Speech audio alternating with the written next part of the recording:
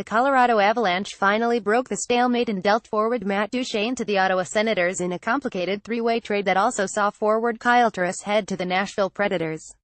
In exchange for relinquishing the rights to Duchene, the Avalanche received a whole bundle of assets. They are forward Shane Bowers, 28th overall pick in 2017, forward Vladislav Kamenev, 42nd overall pick in 2014, defenseman Samuel Girard, 47th overall pick in 2016, goaltender Andrew Hammond, awesome nicknamed the Hamburglar, Ottawa's first-round selection in 2018, top 10 protected, Ottawa's third-round selection in 2019, Nashville's second-round selection in 2018. That's 7 assets headed to Colorado in exchange for just giving up Matt Duchene. Who are all of these players? Let's take a look. Shane Bowers to begin with. Click here to see our draft profile of Bowers. Given he was just drafted this past June, not too much has changed about him since then. Bowers is a big, physical center who plays a hard-nosed two-way game and excels at doing all of the little things very well. At 6'2", 185 pounds, he's committed to playing a 200-foot game and profiles as a very good depth center down the road. As written in his draft profile, his offensive upside is a legitimate question mark as his production has never been outstanding. That said, he's off to a promising start in his freshman year at Boston University where he's scored 6.4 grams, 2A in 10 games played. Given his dedication to the defensive side of the game, his offensive profile is his biggest limiting factor as he moves forward through college hockey and eventually into the pro ranks. As of today, with Colorado's obscene center depth even without Duchene, Bowers still slots in as the likely long-term third center behind Nathan MacKinnon and either Tyson Jost or JT Compher, depending on which player the Avalanche settle on as the center between the two. Should he move to the wall, he would give the Avalanche something they sorely lack, a defensively responsible winger who with some offensive punch. The timeline on Bowers really depends on his adjustment to pro hockey, but it's reasonable to expect him to play for the Terriers for at least 2 seasons before jumping to pro hockey, making his likeliest NHL debut in 2020. Of all the prospects Colorado acquired, Bowers will most likely have the longest timeline until his Avalanche debut. Vladislav Kamenev on the opposite end of the spectrum. Kamenev is the oldest of the prospects Colorado received and he just turned 21 this past August. Kamenev profiles as a left wing for the Avalanche organization and is coming off an impressive 51.21 grams, 30 a season in 70 games played for the AHL's Milwaukee Admirals last season. This season, he's bumped his production up and as of this writing has produced 8.3 grams, 5A in 9 games played. Another strong two-way player, Kamenev has good size at 6'2", 185 pounds and uses it well with a very fluid skating motion. While he's not breathtakingly fast, Kamenev is an efficient and sound skater who will not struggle to keep up in Colorado's desired up-tempo play style. While he has great hands and significant puck skills, he isn't a very natural goal scorer and likely will be more of a playmaking type for the Avalanche. Kamenev doesn't have too much depth in front of him in Colorado right now as Gabriel Landeskog is the only surefire left wing the Avalanche have in their top 6, and while youngsters like A.J. Greer and Alexander Kerfoot are trying to prove their worth for playing time and Sven Andrighetto is still making his case to be a full-time NHL player. The likely debut for Kamenev in Colorado is as early as this season and given their current injury issues, maybe as early as when the team returns from Sweden. Samuel Girard is the only defenseman in the deal. More pressure will be on Girard than the others because of the dire need for the Avalanche to improve their blue line. Girard, 19, is an undersized defenseman, something that will certainly make Avalanche fans roll their eyes, at just 510, 161 pounds. His size is very likely the only reason he was not a mid-first-round selection in 2016 as his actual own-ice ability is significant. For some more depth on Girard, be sure to check out our draft profile on him here.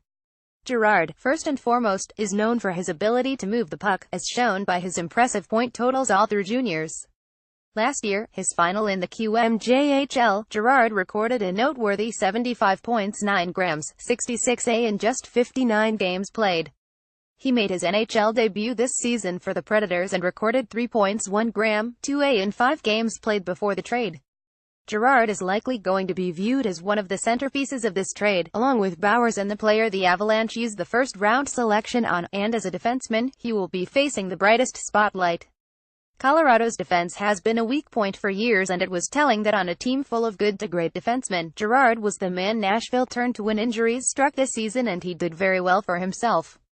The question for Girard becomes how quickly the Avalanche want to move with Girard.